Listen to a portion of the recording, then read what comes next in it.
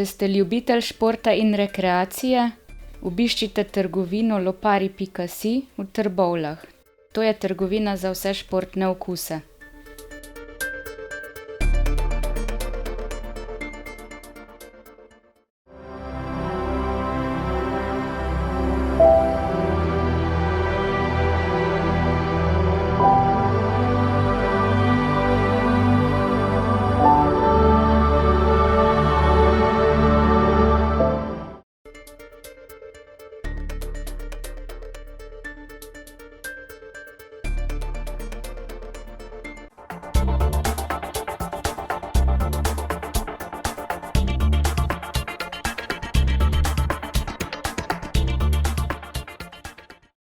Ponedeljek je dan za Reporter.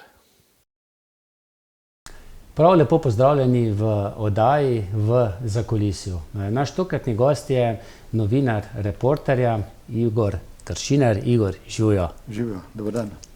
Igor, to zadnjo leto, pa še malce več, je bilo verjetno za tebe in za vse ostale sodelavce Reporterja težko zaradi covida, predvsem pa zaradi tega, ker je bil kar dolgo odsoten, več kot leto dni, odgovorni urednik, dolgoletni novinar, Silvester Šurla, in se je verjetno kar poznalo, Ja, bilo je zelo težko, še posebej zaradi tega, ker je Silvester v bistvu dejansko te zadeve vedno vodil, bolj kot ne sam, in je moral najti nekoga, ki bo ga nadomestil.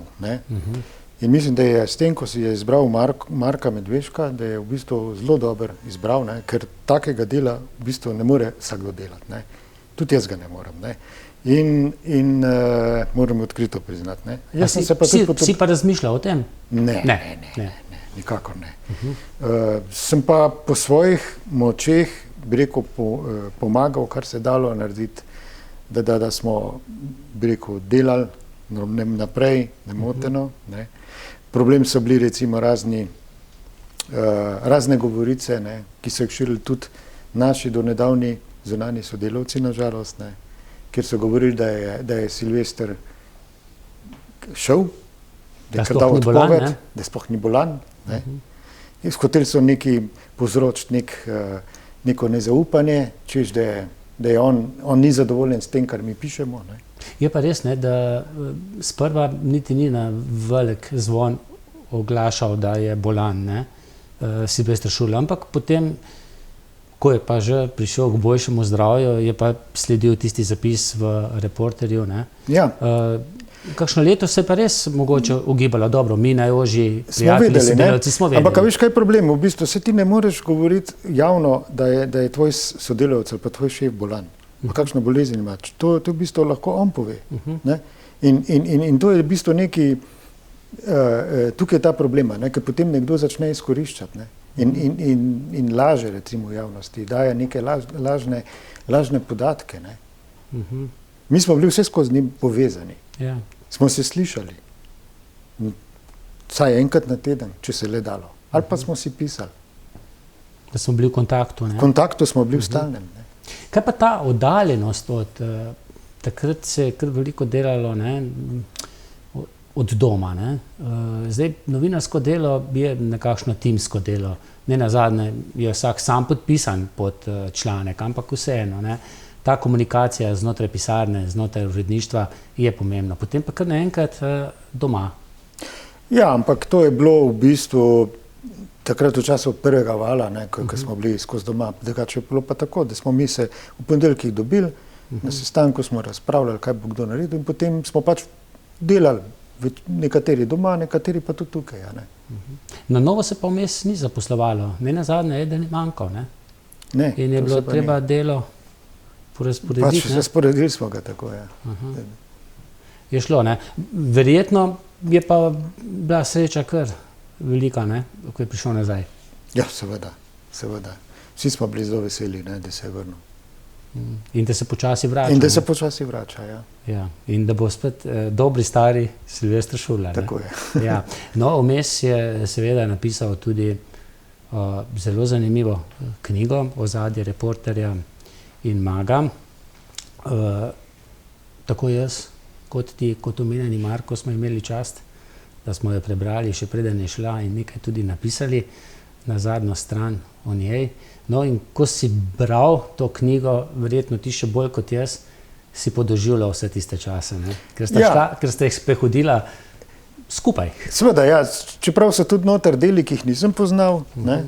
In tudi deli, ki jih je recimo pisal o Magu, ko še mene ni bilo na Magu, a ne? Ampak se strinjam, to je zelo dobra knjiga, jo priporočam vsakmu, da prebere, da ugotovi in izve iz prve roke, kaj se je dogajalo na Reporterju in kaj se je dogajalo na Magu. In ne verjame raznim govoricam. Mislim, da je to najbolj verodostojno pričevanje o tem, kaj se je dogajalo, ne. Moram povedati pa tudi, da sem jaz bil ves vesel, ko je on rekel, da bo knjigo napisal. Ker to je pomenilo, ne? Ker je to pomenilo, da bo napisal to, kar je... Pa da se mu zdravje izboljšuje. In da se mu zdravje izboljšuje, seveda. Da se ni on ukvarjal samo z boleznijo, ampak da se je ukvarjal tudi nekak, bi rekel, nekaj strokovnega, tudi napredoval na strokovnem področju, ne. In predvsem sem bil pa tudi vesel zaradi tega, ker sem vedel, da bo napisal neke stvari, za katere je dobro, da javnost ve.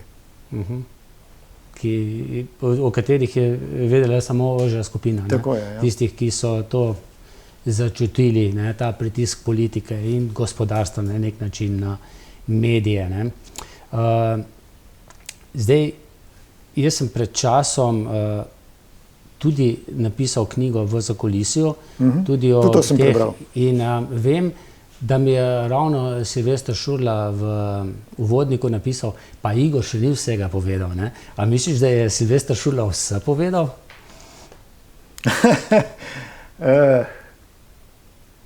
Najbrž ne. Najbrž ne, ne? Najbrž ne. Ker včasih se v kakih določenih stvareh si rečeš, za kdaj drugič, ne? Mogoče ima še kaj, bi rekel, se je prehranil, si vzel kakšno knjigo. Ja. No, kako pa si ti kaj s knjigami? Kolikor vem, to je diplomska naloga, ti si raziskoval ta atentat oziroma umor Ivana Krambergerja in menda bo o tem išla tudi knjiga. Zdaj, film je že bil pred kratkim. Ja, nastopil sem v filmu ravno zaradi tega, ker sem delal diplomsko nalogo na to temo, ne. Tudi sem pozneje dosti člankov o tem napisal, ne. Skoraj vsakih 5 let, ne, recimo ob 20. obletnici, 25. ne. No, 30. bo zdaj. Ob 30. sem pa rekel, da bi rad izdal knjigo. Knjiga je napisana, založnika že tudi imam, kaj več pa takrat, potem, ko bo išla. Ko bo knjiga išla, ne? Tako. Zdaj, mogoče samo bo zelo obsežna. Tako. Ne, mislim, da ne. Tako da se bo dalo hitro prebrati, ne? Mislim, da. Ja. Kaj te je tako zanimalo pri Ivanu Krambergerju? Zdaj, marsikdo reče, da je šlo za uboj, nekateri pa rečejo tudi za politični atentat. Kako pa ti gledaš na to? Ker bil je politik, ampak netipični politik, ne? Ja, Kramberger je bil predvsem zanimiv zaradi svojega, bi rekel, nekega političnega programa, ne. Zdaj, trditi, da je to neka oseba brez, bi rekel, ki je kar nastopala nek burkeš in to ne moremo kar tako, ne. On je imel za sabo nek program, politični, ne, imel je neko skupino volivcev, ne. Podrobnosti bom v svoji knjigi razložil, ne. Kar se pa tiče umora, ne, tudi to del sem raziskoval, ne. Pa mogoče bi sam to povedal, ne, da so zelo popularne teorije zarote, ne. Posod, ne? Ja, ampak včasih je pa najbolj zanimivo to, ko ugotoviš, da mogoče pa le ni vse zarota. Da kaj tudi res, ne? Ja, recimo konkretno, ne, kar zadeva tega morilca Petra Rotarja, ne. Jaz sem skozi to raziskovanje pa s temi pogovori pač ugotovil, da pravzaprav je bila tista alternativna lokacija, o kateri se je govorilo čez niz njegove hiše, ne, bil ustreljen Kramberger, ne, ampak iz neke druge, ne, je treba pa vedeti, da je pa edini, ki je pa imel ključ od tiste ta druge hiše, je bil pa Rotar. Kakorkoli prideš do njega. V glavnem, bo zanimivo branje, ne? Jaz upam. Ja. No, vrni pa se nazaj k Reporterju. Tudi v knjigi mogoče lahko Silvestrovi kaj tega podobnega zasledimo, pa tudi v zadnjih letih, pa tudi komu omeniš, ne, ko te vprašaš, za koga pišeš, za Reporterja, še pred leti nekdo rekel, saj to je pa Janšev časopis, ne. Velikokrat se je to govorilo, tudi prej za Mak, ne. Kako je dejansko s tem, ne? Nikoli nismo bili časopis od nobene stranke, pa niti od nobenega politika. Ne vem, zakaj bi nekdo imel tak občutek, ne. Res smo bili, včasih smo kakšnim stališčem, kakšne politične opcije bolj pritrdili kot kakšni drugi. Ampak to je normalno, vse smo mi ljudje, ki razmišljamo, ki imamo stališča takšna in drugačna, ne. Zdaj, če bi bili Janšev časopis, potem ne bi prišlo do tega, kar se je zgodilo, ne. Problem je to, da mi nismo hoteli postati Janšev časopis. To je problem, ne? To je ta problem. Tu je nastal ta osnovni problem. Če bi želeli, bi bil verjetno mir, ne? Ja, pa najbrž tudi Reporterja ne bi bilo več.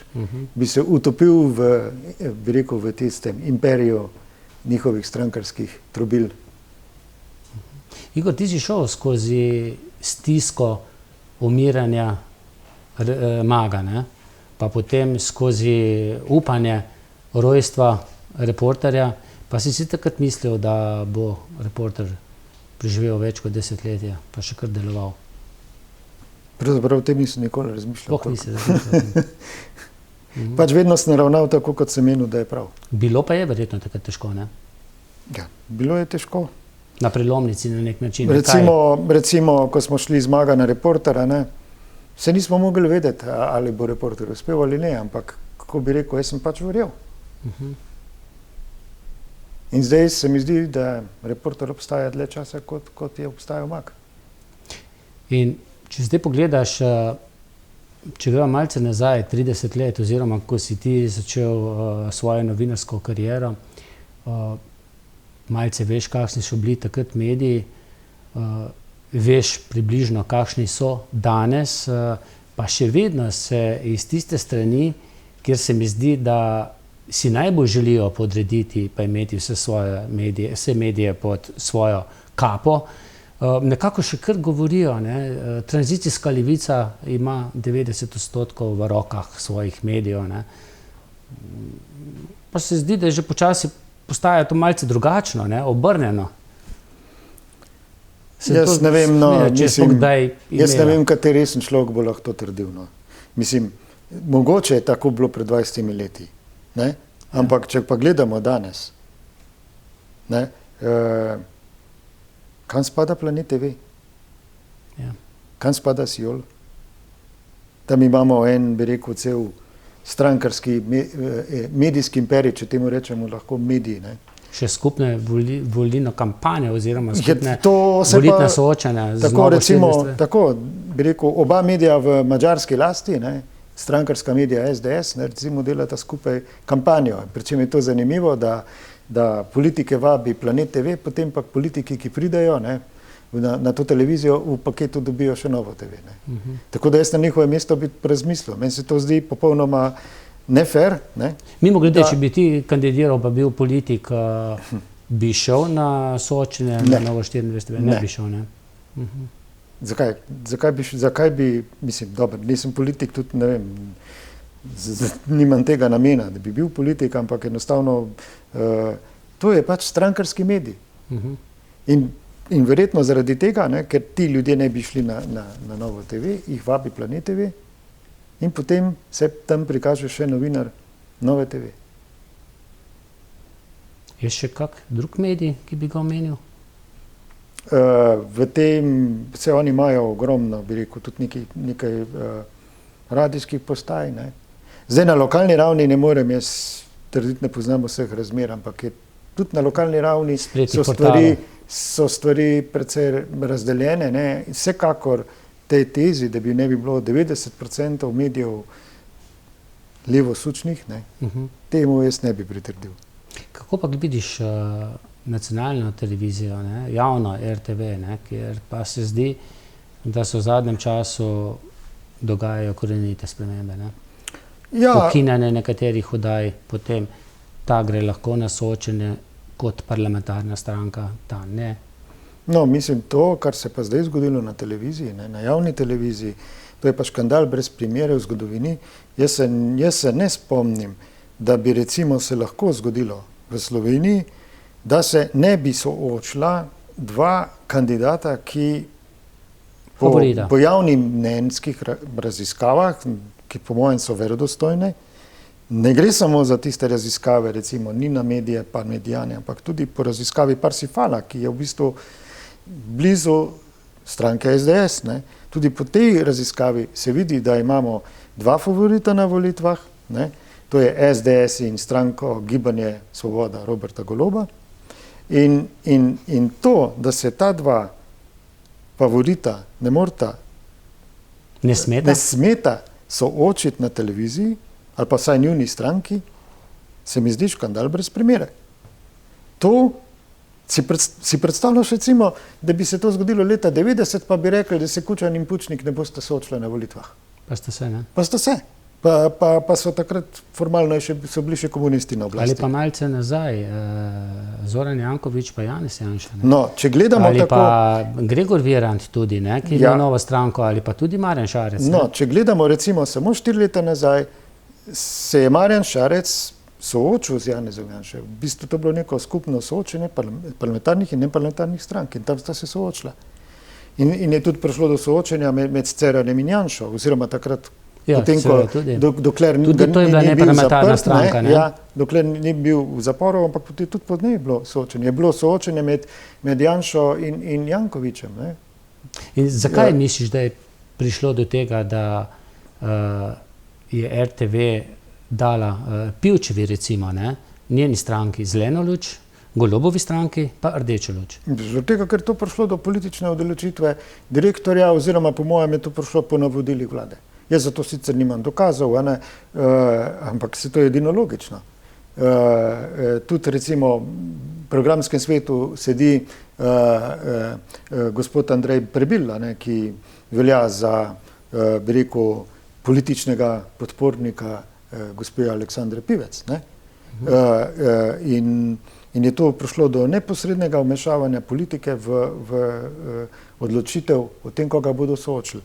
Zdaj pa zakaj Pivčeva? Ne? Zaradi tega, ker stranka gospe Pivčeve velja za stranko, s katero bi lahko gospod Janša, če je zmaga na volitvah, sestavil vlado, če tudi ta stranka pride v parlament. Ne?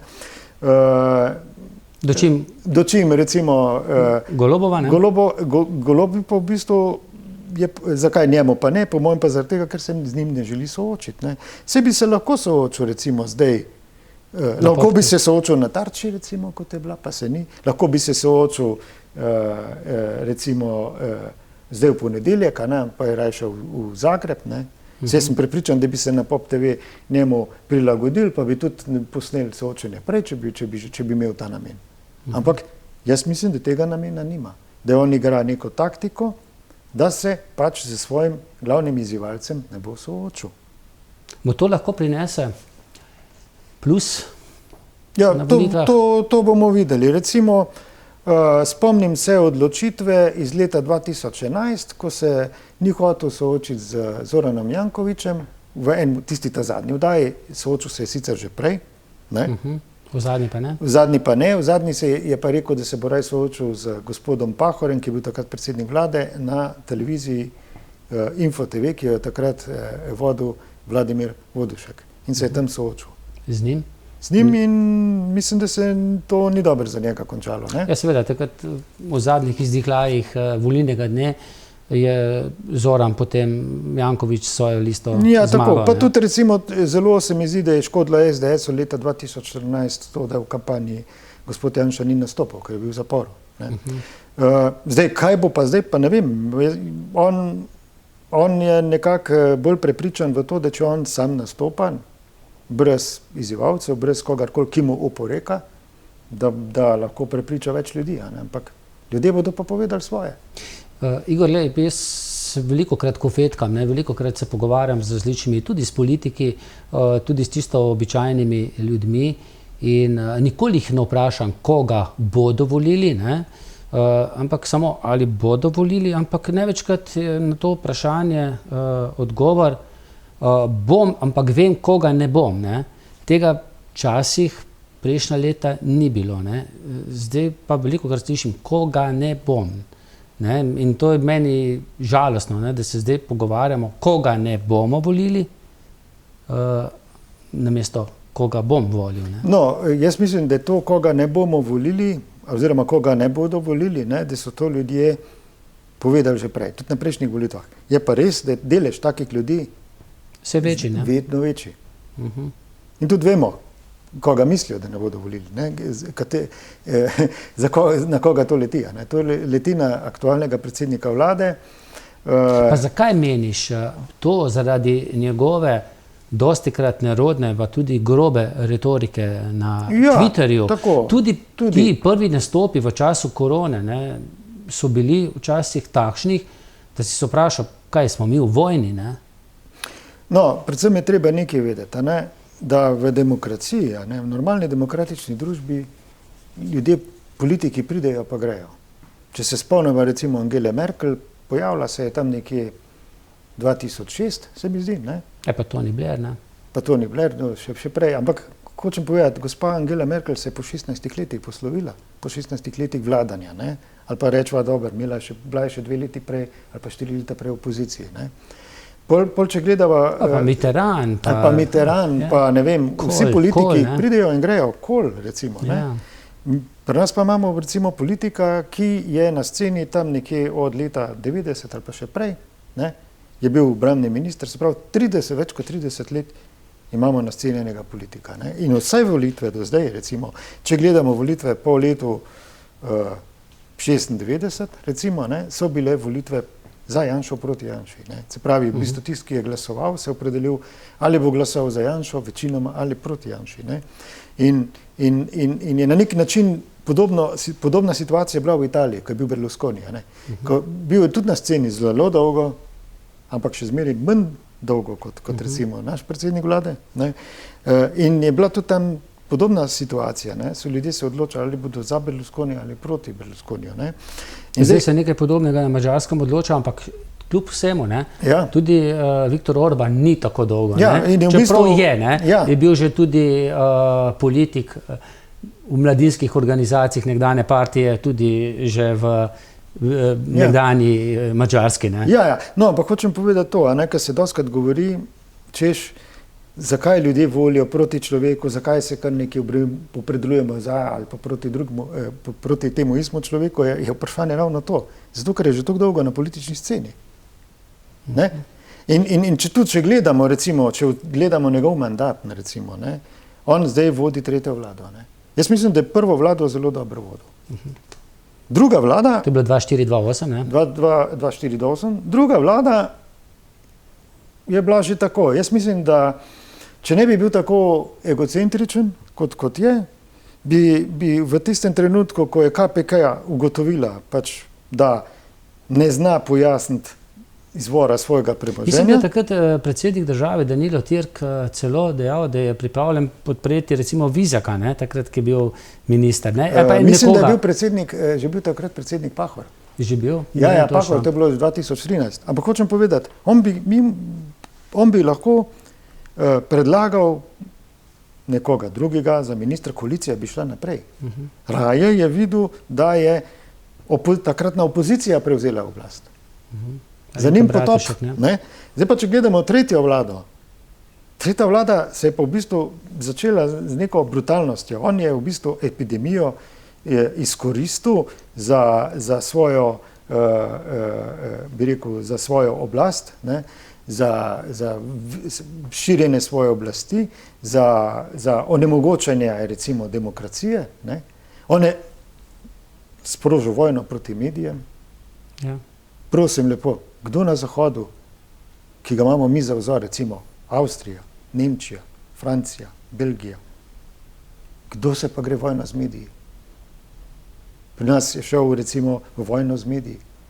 Ali pa recimo ta zaplet s tožilstvom. Ja. Da recimo Z STA ni hotel potrditi tožilcev. Kregal se je, prepiral se je z Evropsko unijo, s komisarji, z poslanci, norčeval se je z poslancev, najprej evropskih poslancev, najprej jih je sam vabil v Slovenijo, potem se z njimi ni hotel srečati in jih je žalil na Twitterju.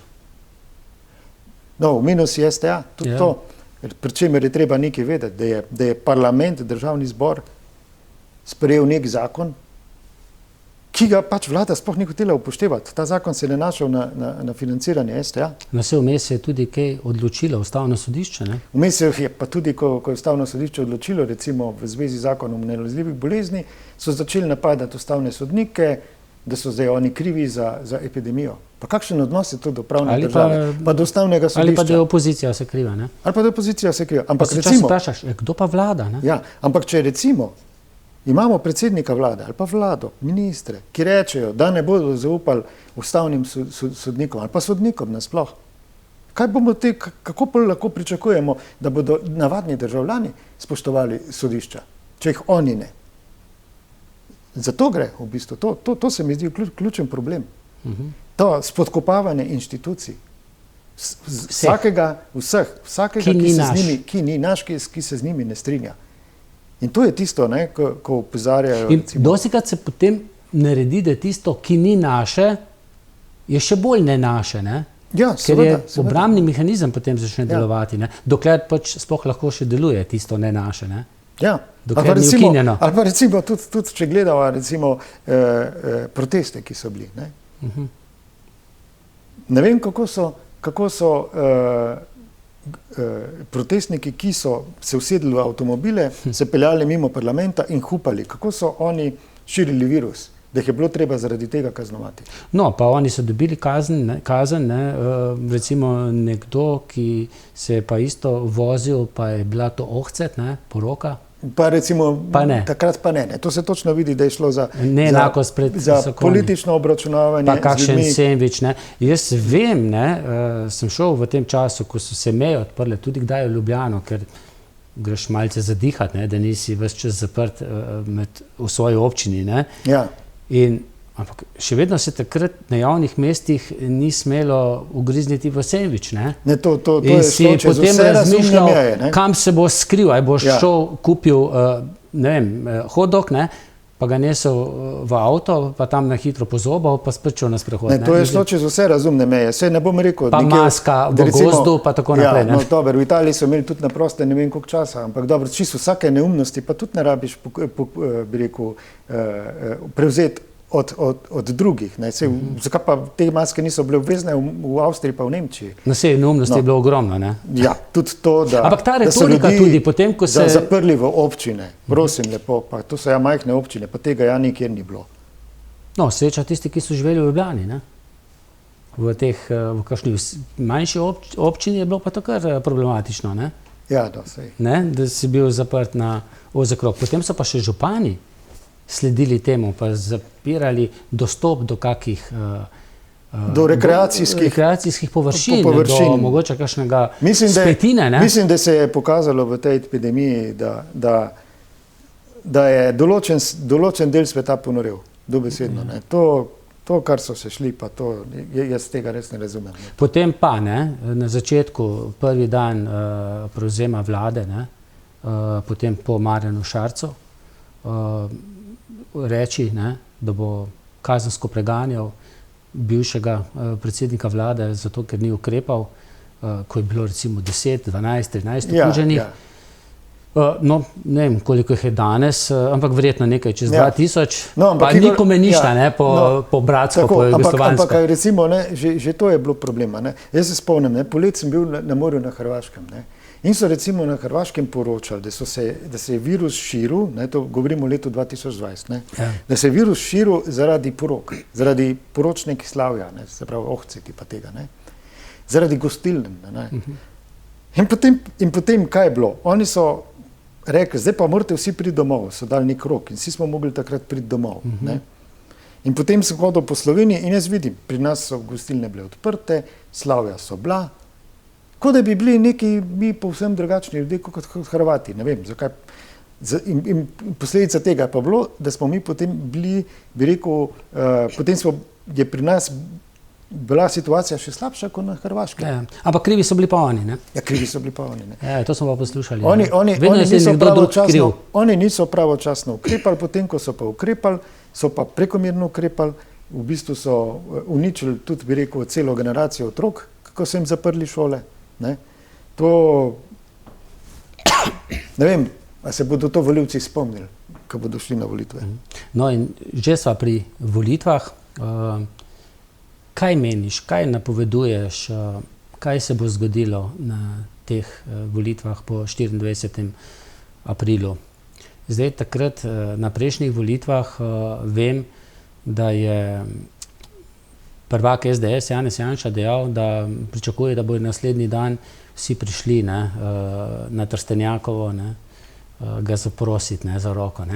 Da bodo šli na koruzo, kot je na Twitterju. Gorenjak. Tako sporočajo. Vinko Gorenjak, da bodo po kolenih prišli. Ja. No, kaj se bo zgodilo po tvojem? Ja, kot sem že omenil, sta dve stranki tisti, ki lahko zmagata. Ne? Zdaj ne bi špekuliral, katera bo zmagala. Ne? Zmagala bo pač tista, ki bo imela več volivcev, rečemo. Ne? Enako je tudi, ampak kar je pa bistveno, je pa to, kdo bo sestavil vlado. Ne? Mogoče se danes komu zdi, ne? Da Janša ne bo sestavil vlade. Ne? V nobenem primeru tudi, če zmaga, ampak ga ne smemo povsem odpisati. Ne? Recimo, lahko se zgodi, da izpadeta iz parlamenta dve stranki KUL-a. Ne bom povedal, kateri, ker ima nočem delati krivico, ampak recimo, dve prideta, dve ostaneta pred parlamentom. V parlament pa prideta poleg SDS-a in Nove Slovenije še Povežimo Slovenijo in Aleksandra Pivec. Ne? In zdaj, treba še tukaj, ne smemo povsem odpisati recimo Zorana Stevanoviča. Resnica je, ne? Tako, potem recimo tudi Zmago Jelinčič je v bistvu jaz mislim, da je on dejansko prišel na zadnjih volitvah v parlament zaradi soočenj, na katerih je bil dober. Tudi zdaj on zelo igra na to preko na proruski sentiment. Del Slovencev je pač prorusko usmerjen. Tudi znaki kritičnega o samem Janši povedati, ne? Tudi zna kaj povedati, recimo, in on zdaj tukaj nastopa, kot da je v opoziciji, ne? Čeprav je ves čas podpiral vlado. Čeprav ne, je to omogočeno na nacionalni televiziji, na javni RTV, omenjenemu Stojanoviču, ne? Ja. Pa Golobu pa zaenkrat ne? Tako da... Stevanoviču, ja. Ja. No, Jelinčič lahko nastopa med parlamentarci, tako kot bo po novem Pivčeva, ne? Golob je pa itak sam povedal, da bo bojkotiral, kar se mi zdi edino pravilno. Vsej teh soočenj med parlamentarnih strank ob terminu 10 do 6, posebej zdaj, ko je dolg dan, ne vem, koliko ljudi to gleda. No, gledamo Ligo prvakov, ne? Ponovadi ne eno... Gledamo Ligo prvakov, tako, to gledamo, ne? Tako je, ne? Gledanost je večja pri teh... Meni se zdi to v bistvu, pa ne samo zato, ko sem že omenil, recimo to, da imaš dva favorita, ne, ki se ne morata soočiti. Meni se tudi ne zdi fair do vseh, ki nastopajo. Konec koncev 20 strank, 20 list približno je vložilo svoje liste. In zdaj, da 20 ljudi ne moreš soočiti, ne vem, v eni ali po dveh oddajah, ja, potem pa najboljš, da spokajo kufre in grejo. Vse so že to naredili, vse so že soočili. Recimo na zadnjem soočenju, mislim, leta 2018, mislim, da je bilo celo več kot 20 list, pa so jih soočili v enem studiu. Ne? Mislim, demokracija je pač stvar, kjer mora vsakdo imeti pravico, da pokaže da predstavi svoj politični program, da se predstavi volivcem, kaj on ponuja, pa če je še takšen, bi rekel, izven parlamentarca ali pa bi rekel politični obrobnež. Ampak, če vloži tisti trenutek, ko vloži v listo, ga je treba imati resno. No, zdaj si recimo povedal, na kak način lahko še vedno tudi aktualni predsednik vlade sestavi vlado, torej v primeru, da dve KUL-ovi stranki ne prideta v parlament, pa pride recimo dve njemu naklonjeni. Plus Stevanovič ali Jelinčič, Tako. ker dva po mojem ne bosta, ona dva se Kaj med pa sabo. v nasprotnem primeru, kdaj je pa lahko sestavi Robert Golob? To Ja, pa, če bo pa sestavil Robert Golob, pa ne, pa zdaj odvisno, koliko strank bo prišlo v parlament, ali bodo vse 4 ali 3. Če bosta samo dve polja, ne bo sestavil, to je jasno. če bodo še obe preostali iz KUL-a, potem da, ne? Ja, tako je. Kaj pa v primeru, da je tako bolj, da se lomi, če pride tudi ta stranka Resnica Zorana Stevanoviča, ne, ki je nekako javno že povedal, da on z Janšo ne gre, pa vseeno, lahko se on priključi potem temu bloku? On kot program... Pa povečimo Slovenije na nek način, ki tudi nočejo čisto točno povedati, jaz mislim, kam bodo šli. Kaže jim pa dobro. No, Stevanovič bo zelo težko šel v neko koalicijo z Golobom pa s KUL-om, mislim, da ga tudi oni ne bi hoteli, a ne? Ampak predvsem pa treba to vedeti, da je to stranka, ki že recimo, če pobrškaš malo po njihovi spletni strani, oni so napisali sami, da so suverenistična, da so stranka za suverenistično demokracijo. Ne? Vse veš, kaj so suverenistične stranke, katere so to?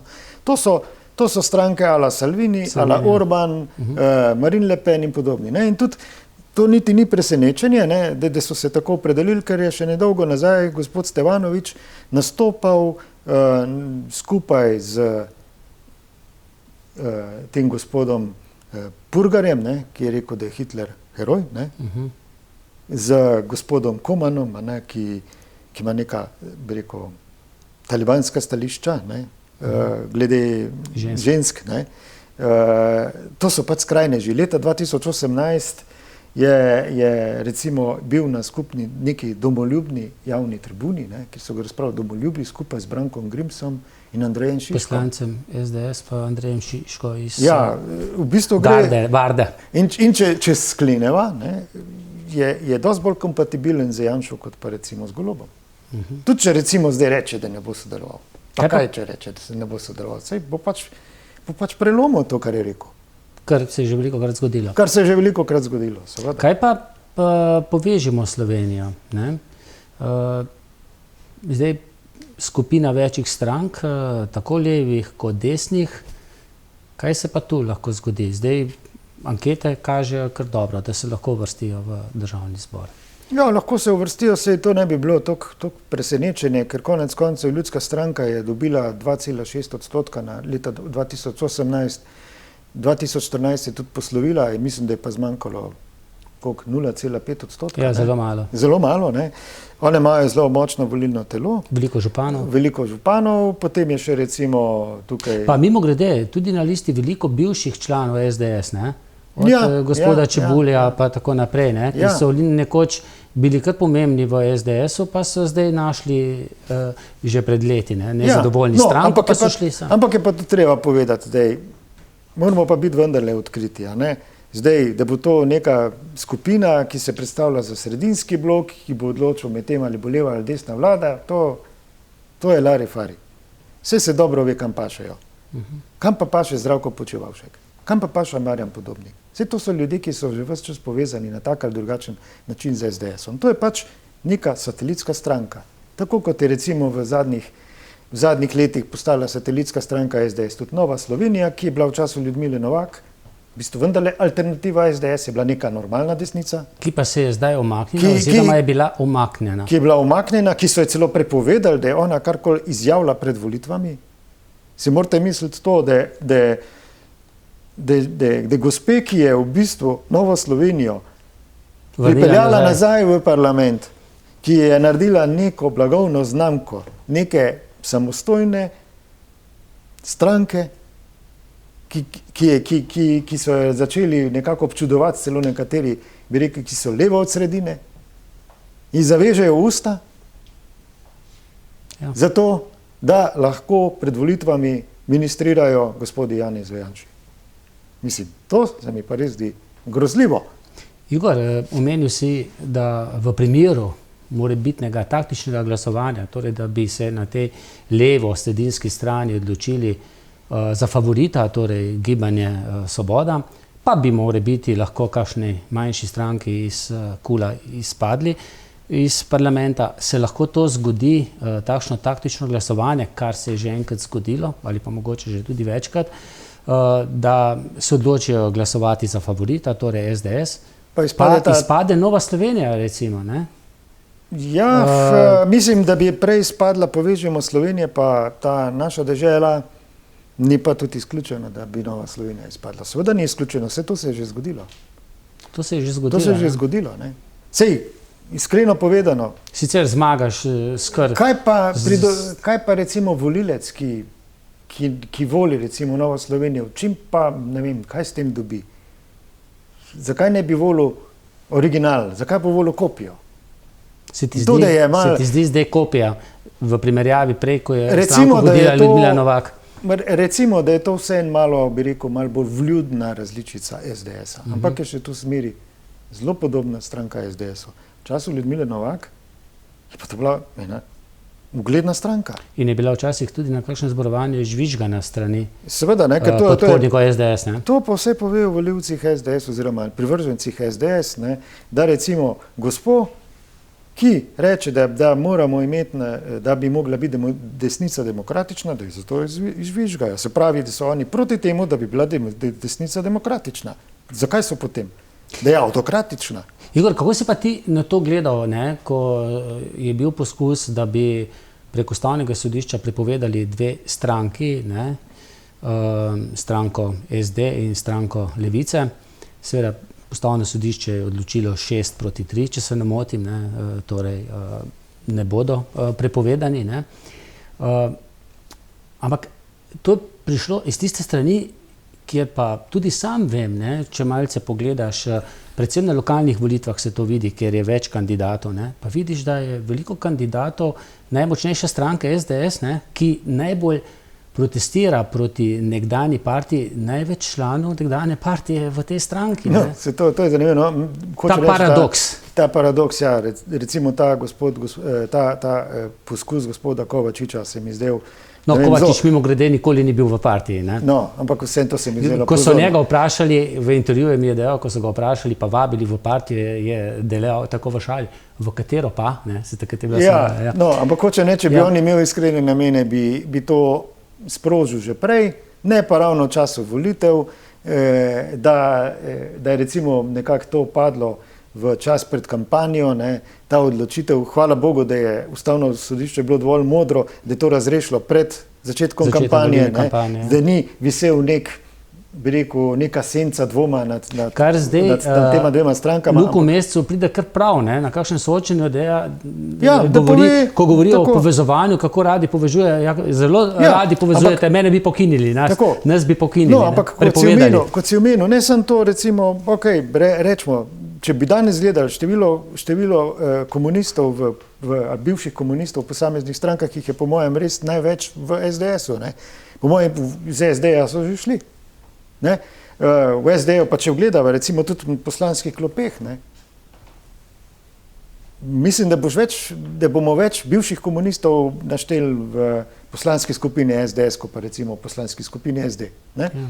Da ne govorimo o Levici, ne? Ker Luka Mesec je bil star recimo 2 leti, ko se je Slovenija osamosvojila. Ja, ko je prišlo, ko je bilo komunizma konec. Ne? Ampak v zvezi z to, ne, se pravi, ustavnim sporom delovanja, ne, bi pa pozoril na nekaj še jaz. Ne. Recimo, jaz sem veliko pisal, pa ne samo jaz, ne, o povezavah določenih članov SDS-a z skrajno desničarskimi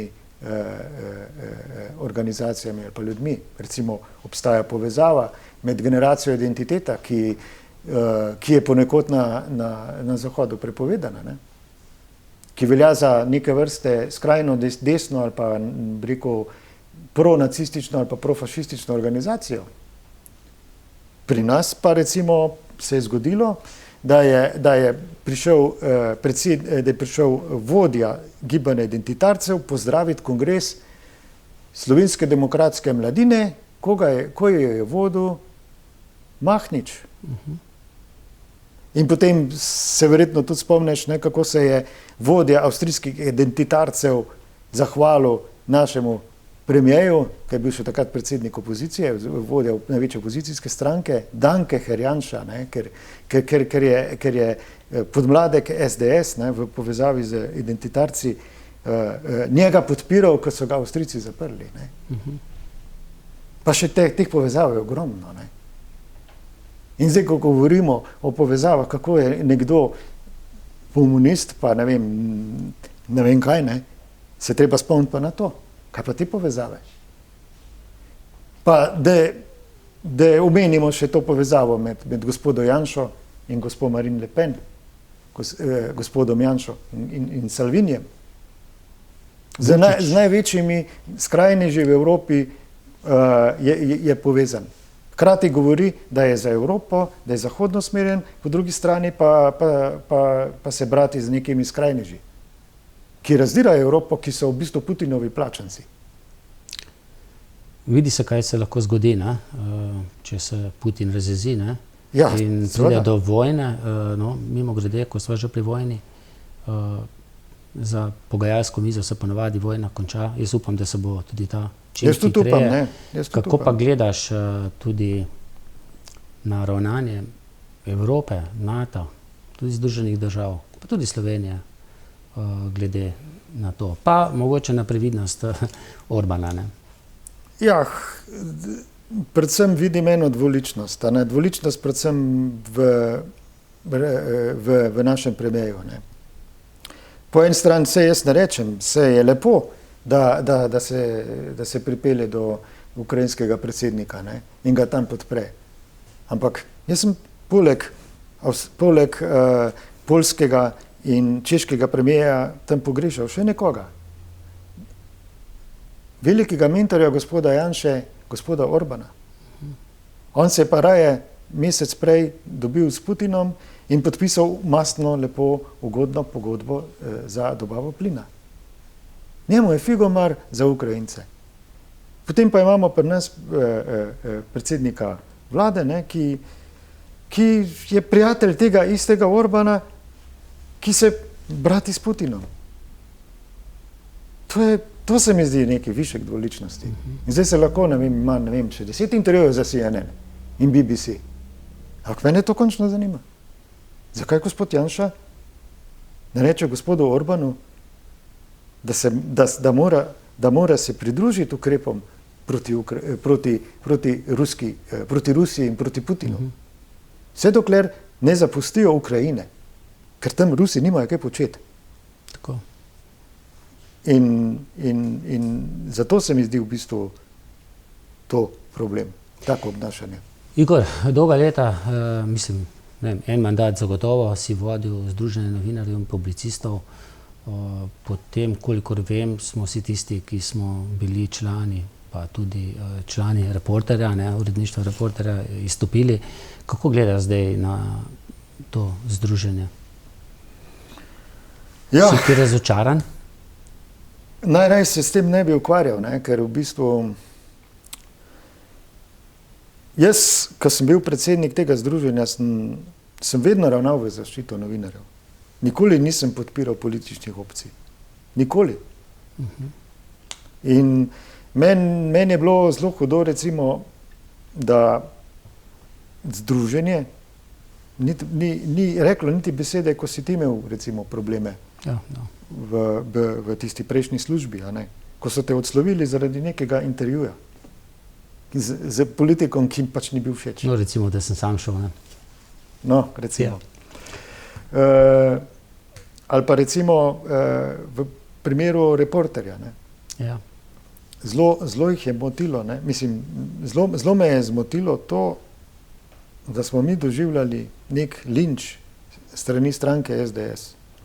Preko njenih kletnih portalov, Twitter profilov, lažnih, ne,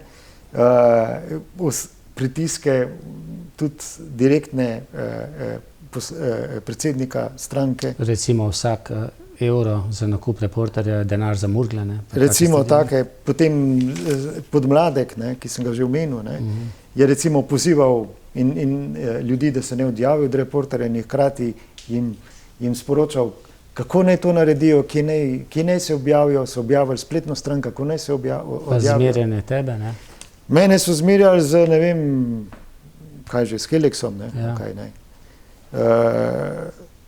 Premijer mi je rekel, kaj, da sem na trdih drogah. Mislim, da imamo v Sloveniji premijeja, ki se tako obnaša, pa tam mene novinarke zmerja s prostitutkami. Pa jaz ne vem pa kaj, a mu njegova žena kaj ne reče, da se tako ne obnaša. Mislim, enostavno ne vem, nihče mu nič ne reče, okay? Pa to ja ne more, to ja ne more biti. No, ampak, ko smo se pogovarjali o Združenju novinarjev in publicistov, je tako, jaz sem jim rekel, a boste nas kaj podprli, ne? Ja, sej pa to ne vemo, če je to tako, pa sej to so samo napadi na Twitterju, pa niso bili samo napadi na Twitterju, so bili tudi drugačni napadi, ne? No, zdaj pa vidimo, ne? Kam to društvo paše, da se oglasi skoraj vedno v zaščito stranke SDS, pa tudi obračunava z novinarji, ki niso stranki SDS všeč, ne. Pravzaprav bi bilo pošteno, da si spremenijo ime, da je to pač združenje za podporo stranke SDS, ne pa novinarjem publicistov. Ja, Igor, kaj napoveduješ novinarski panogi v naslednjem obdobju? Zdaj, tisti, ki smo nekako odraščali tudi v bivši SFRJ, smo nekako odraščali tudi s počasnim odpiranjem medijev, s počasno svobodo, s počasno demokracijo. Nekako se je odpiralo, pomladno je vrelo. Zdaj se pa zdi, da se bliža zima. Jaz se spomnim, ko sem začel... Kljub pomladi. Ja. Ko sem se začel ukvarjati z novinarstvom, je novinarstvo doživljalo razcvet. Odpirali so se novi tiskani časopisi, nastajale so nove televizije. Zdaj z družbenimi omrežji se mi zdi, da se je vloga medijev zmanjšala. Ljudje ne kupujejo več časopisov, ne gledajo več televizije, vse preberejo po Facebooku, potem so pa najbolj pametni. Ne vem, če so neke neverodostojne informacije enakovredne verodostojnim. To je podobno, kot če bi recimo lahko vsakdo, ki bi imel 5 minut časa, spekel kruh in ga prodajal. Ne glede na to, pa noben inšpektor ne bi pogledal, nobene licence ne bi rabo. Ja, novinar v nekem časopisu gre skozi roke tudi urednika, ne? Ja, seveda, ne. Zdaj, si to preveril, nisi preveril. Tako, ja, to je čist nekaj drugega, ne, ampak če lahko zdaj malo, eno je to vloga tiska ali pa sploh tiska, pa tudi drugih medijev, ki se v bistvu zmanjšuje, na račun družabnih omrežij. Druga je pa seveda odnos oblasti do medijev. Tako kot recimo pomagajo kmetom, da pridelujejo, ker če te pomoči ne bi bilo, se jim to ne bi splačalo niti delati na polju ali pa s tem ukvarjati. Podobno morajo pomagati medijem, ki so verodostojni. Treba je v bistvu določiti, kaj sploh je medij. Ne, da se, ne vem, vsak portal razglasi za medij. In tudi to mislim, da... Pa tudi mogoče ločiti, kaj je strankarsko. In kaj je strankarsko in kaj ni strankarsko. Ne? In tukaj bi jaz tudi rekel, mene v bistvu skrbi, če zmaga sedanja opcija. Zaradi medijev. Zaradi tega, ker bodo verjetno demontirali vse medije po vzoru svojega idola Viktorja Orbana na Madžarskem. Ne vem, kaj bodo ljudje brali. A bodo brali samo še strankarske portale stranke SDS, pa medijev v lasti njihovih madžarskih zaveznikov. Ne vem. To se mi zdi precej žalostno. Leta 90 smo se borili za demokracijo, za svobodno družbo, ki vključuje tudi svobodne medije. Zdaj pa tisti ljudje, nasledniki tistih strank, ki so se za to borili, te iste medije omejujejo, uničujejo, spodkopavajo. Namesto njih pa delajo trobila, kakršno je bilo včasih komunist. Vsi. Kaj pa je drugega Nova 24 TV? Televizijska verzija komunista bi rekel, 30 let pozneje pod neko drugo stranko. Točno to. Igor, pa bova s tem zaključila intervju? Bi še kaj dodal? No, lahko samo to dodam, ne? 24. aprila so volitve. Če vi ne boste odločili, če ne bomo mi odločali sami sebi, bo nekdo drug odločal v imenu nas. In zelo smo se borili, da gremo na volitve. Ja. Da lahko povemo, Da imamo izbiro. da imamo izbiro. Zdaj moramo pa samo še izbrati. Tako. Tako. Igor, hvala ti. Hvala. Enako. Hvala pa tudi vam za pozornost in srečno.